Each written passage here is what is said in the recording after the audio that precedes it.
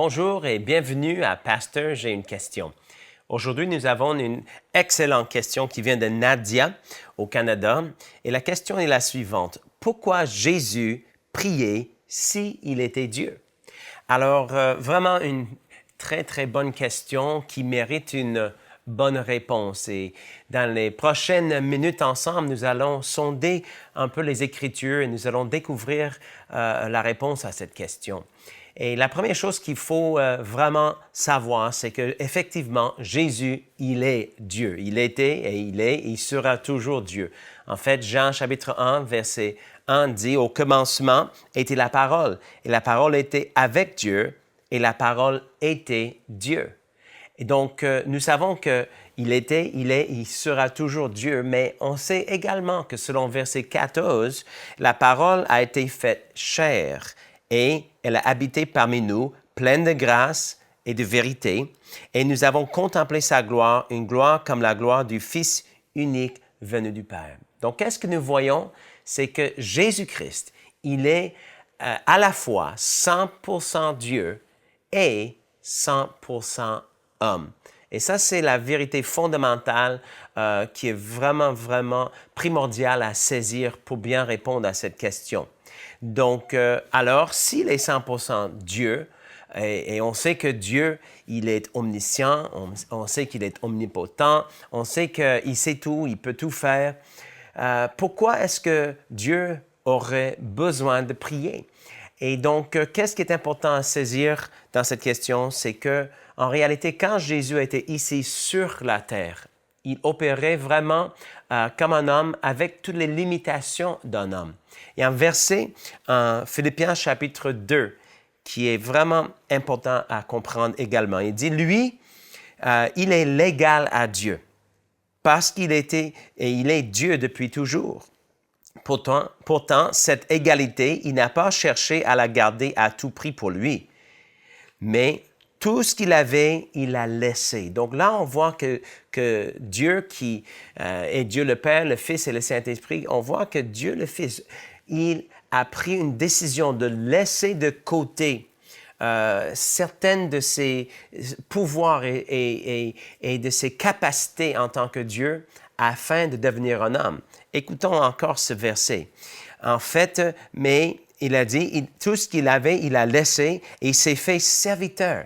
Il est devenu comme les hommes et tous voyaient que c'était bien un homme. Il s'est fait plus petit encore, il a obéi jusqu'à la mort et il est mort sur une croix. Donc, qu'est-ce qu'on voit ici? C'est que le Dieu Tout-Puissant, il a pris une décision de son propre gré à s'humilier, à se dépouiller, la parole de Dieu dit. Vraiment, il n'a pas regardé comme une proie à arracher d'être égal avec Dieu, mais il a pris la forme d'un serviteur. Et on voit que Jésus-Christ, il est devenu un homme. Et pendant son ministère terrestre, pendant sa vie terrestre, il était vraiment 100% homme. C'est-à-dire qu'il n'opérait plus ici sur la terre avec une omniscience. Il ne savait pas toutes choses. Pourquoi est-ce qu'on sait cela même? On a plein d'exemples. Même si on regarde en Marc chapitre 5, on voit que Jésus, quand il a guéri la femme atteinte d'une perte de sang, quand cette femme a touché Jésus, il a dit, « Qui m'a touché? » Donc, on voit que Jésus, il avait faim, il avait soif, il était fatigué de son voyage. À plusieurs reprises, nous voyons que Jésus, le Fils de Dieu, il opérait comme un homme avec les limitations d'un homme. Et donc, quand on voit Jésus en train de prier, qu'est-ce que nous voyons? C'est que nous voyons Jésus, le Fils de Dieu, en train de prier en tant qu'homme. Donc, il faut vraiment voir cela. La réponse à cette question, pourquoi Jésus, est-ce qu'il priait s'il était Dieu? C'est qu'il était également homme. Et en tant qu'homme, il avait besoin de prier. Et on va voir dans les prochaines minutes, en fait, qu'il y a trois raisons vraiment primordiales pourquoi Jésus avait besoin de prier. On voit qu'il priait en privé pour se fortifier. On va voir qu'il a prié publiquement pour le bienfait des autres et il a prié justement pour autoriser que la volonté de Dieu soit accomplie ici sur la terre. Donc, regardons ensemble plusieurs de ces versets qui parlent de ces trois aspects de la vie de prière. Donc, premièrement, j'ai mentionné que Jésus, il priait en privé dans le but de se fortifier.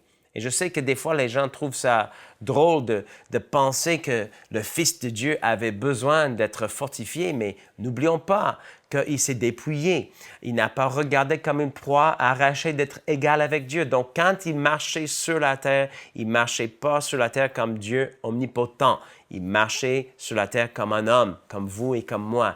Et c'est pourquoi il peut compatir même à nos faiblesses, la parole de Dieu dit. Donc, et Jésus, en tant qu'homme, avait besoin d'être fortifié. Et c'est pourquoi il a développé l'habitude. Et je veux mettre l'accent sur le mot habitude. Il avait même, la parole de Dieu dit, une coutume d'aller et de prier.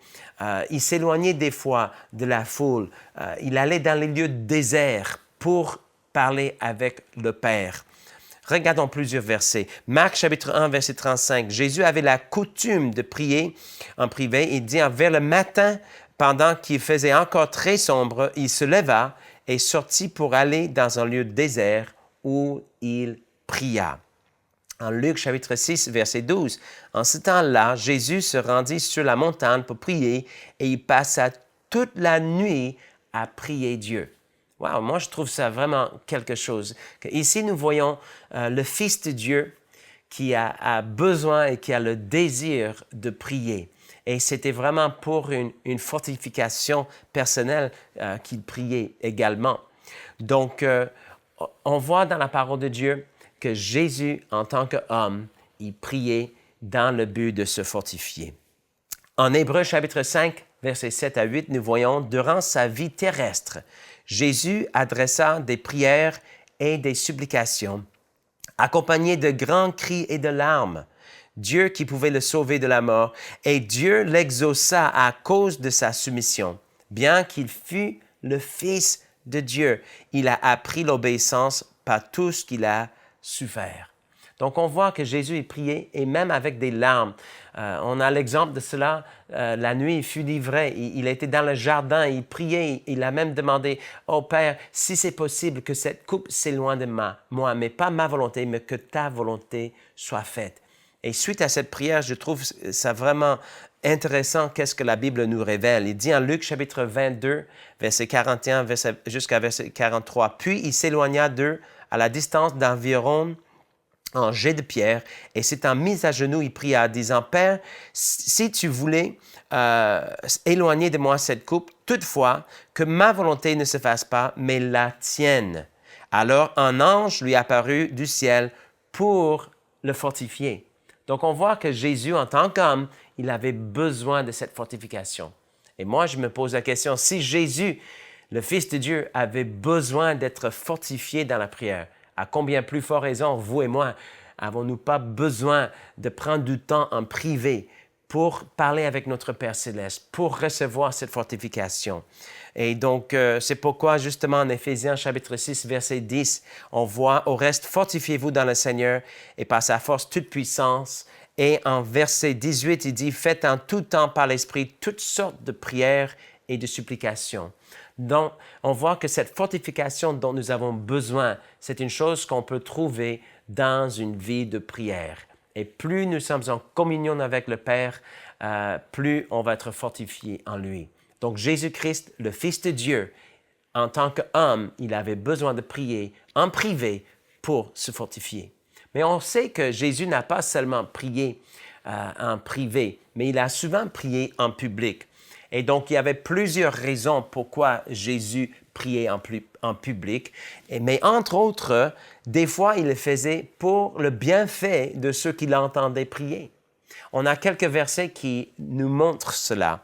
En Luc chapitre 11, verset 1, Jésus priait un jour dans un certain lieu, et lorsqu'il eut achevé, un de ses disciples lui dit, « Seigneur, enseigne-nous à prier comme Jean l'a enseigné à ses disciples. » Donc, les disciples voyaient Jésus en train de prier et ça a suscité en eux un désir. Ça les a interpellés jusqu'au point où ils ont posé la question à Jésus. « Jésus, pourquoi est-ce que tu ne peux pas nous enseigner à prier comme Jean a enseigné à ses disciples? » Donc, ça a ouvert la porte, ça a donné l'occasion à Jésus d'enseigner à ses disciples comment prier. Il y a un autre exemple que nous voyons en Jean chapitre 11, verset 41. Et ça, c'était au moment que Lazare va être ressuscité d'entre les morts. Et Jésus est devant le tombe de Lazare et il fait une prière qui est courte, mais qui est puissante et efficace. Mais il va prier vraiment à haute voix. Et qu'est-ce qu'on va voir dans ce passage? C'est qu'il prie à haute voix pour le bienfait de ceux qui sont dans sa présence. Il dit, ils ôtèrent donc la pierre, et Jésus leva les yeux en haut, et il dit, Père, je te rends grâce de ce que tu m'as exaucé. Pour moi, je savais que tu m'exauces toujours, mais j'ai parlé, ou en autre mot, j'ai prié à haute voix, afin qu'ils croient que c'est toi qui m'as envoyé. Donc, on voit que justement, Jésus est en train de prier pour le bienfait de ceux qui l'entendent. Et donc, ça, c'est quelque chose que nous pouvons faire également. On peut apprendre à prier en privé, mais on peut apprendre à prier en public. Et c'est important de prier en public pour que les autres puissent apprendre à prier avec nous, mais aussi pour que les autres puissent se mettre d'accord avec nous. Et donc, en Jean chapitre 5, versets 14 et 15, comme Jésus a dit, « Père, je te remercie que tu m'as exaucé, je sais que tu m'exauces toujours. » On peut prier avec cette même audacité, avec cette même autorité, parce qu'en Jean 5, 14 dit, « Voici l'assurance que nous avons auprès de lui, que si nous demandons quelque chose selon sa volonté, nous savons qu'il nous écoute. Et si nous savons qu'il nous écoute, nous savons que nous possédons les choses qu'on a demandées. » Donc, alors, on vient de voir deux raisons pourquoi Jésus, qui est Dieu, mais qui est aussi homme, il priait. Il priait en privé pour se fortifier. Il priait en public pour le bienfait des autres. Mais une autre raison qui est vraiment très importante pour vous et pour moi de comprendre, c'est que Jésus priait tout simplement pour autoriser la volonté de Dieu ici sur la terre. Vous savez que Jésus a dit à ses disciples, quand ils ont demandé, enseigne comment prier, dans ce même chapitre, il a dit en Matthieu chapitre 6, verset 10, dans la prière, qu'est-ce qu'on appelle le Notre Père, il a même dit que ton règne vienne et que ta volonté soit faite sur la terre comme au ciel. Donc, voilà qu'est-ce qu'on voit, le cœur de Dieu. Dieu veut que sa volonté soit accomplie ici sur la terre. Mais si sa volonté va s'accomplir sur la terre, quelqu'un qui est sur la terre doit lui demander. Vous savez qu'il y a quelque chose que vraiment chaque chrétien a besoin de comprendre. C'est que quand Dieu a créé Adam et il l'a placé ici sur la planète Terre, Dieu lui a donné la domination. Il lui a délégué son autorité. Dans un sens, Adam est devenu presque le Dieu de ce monde. Il était fait à l'image de Dieu, à la ressemblance de Dieu, et il opérait ici sur la terre avec l'autorité de Dieu. Regardons en fait Genèse 1, 26. Puis Dieu dit, « Faisons l'homme à notre image, selon notre ressemblance, et qu'il domine sur les poissons de la mer, sur les oiseaux du ciel et sur le bétail, sur toute la terre et sur tous les reptiles qui rampent sur la terre. » Donc, qu'est-ce qu'on voit? C'est que Dieu a donné à un homme l'autorité de dominer sur la terre. Mais malheureusement, nous connaissons tous l'histoire. Nous savons que Adam a trahi Dieu et que Adam a justement donné l'autorité que Dieu lui a confiée. Il l'a donnée à Satan. Et quand il a donné ça à Satan, Satan est devenu, selon la parole de Dieu, le Dieu de ce siècle ou le Dieu de ce monde. Donc, en fait, 2 Corinthiens, chapitre 4, verset 3 dit ceci. « Si notre évangile est encore voilé, il est voilé pour ceux qui périssent, pour les incrédules dont le Dieu de ce siècle a aveuglé l'intelligence, afin qu'ils ne visent pas briller la splendeur de l'évangile de la gloire de Christ, qui est l'image de Dieu. » Donc, on voit dans ce passage que c'est Satan maintenant qui est appelé le Dieu de ce siècle ou le Dieu de ce monde. Donc, qu'est-ce qu'on voit? C'est qu'il y a une loi spirituelle. Dieu, le Père, a donné à Adam l'autorité de dominer sur la terre. Adam a donné cette autorité à Satan, qui est devenu le Dieu de ce siècle. Mais voici la bonne nouvelle. Le premier Adam a perdu son autorité. Il a donné son autorité à Satan. Mais le deuxième Adam, le dernier Adam, Jésus-Christ lui-même, Dieu qui s'est fait chair, Dieu qui est devenu un homme, il a repris cette autorité. Et c'est maintenant Jésus qui a encore l'autorité suprême dans l'univers entier, ici sur la terre et aussi dans les cieux. Donc c'est pourquoi on voit dans la parole de Dieu que Jésus, quand il était ici sur la terre en tant qu'homme, il faisait certaines prières. Parce que vous savez que même si Dieu veut accomplir sa volonté sur la terre, il faut qu'un homme sur la terre lui donne l'autorité d'agir et la permission d'agir. Dieu ne va pas violer la volonté des êtres humains sur la terre. C'est pourquoi même si Dieu veut que tout le monde soit sauvé, tout le monde ne peut pas être sauvé à moins qu'ils confessent de leur bouche, à moins de croire dans leur cœur.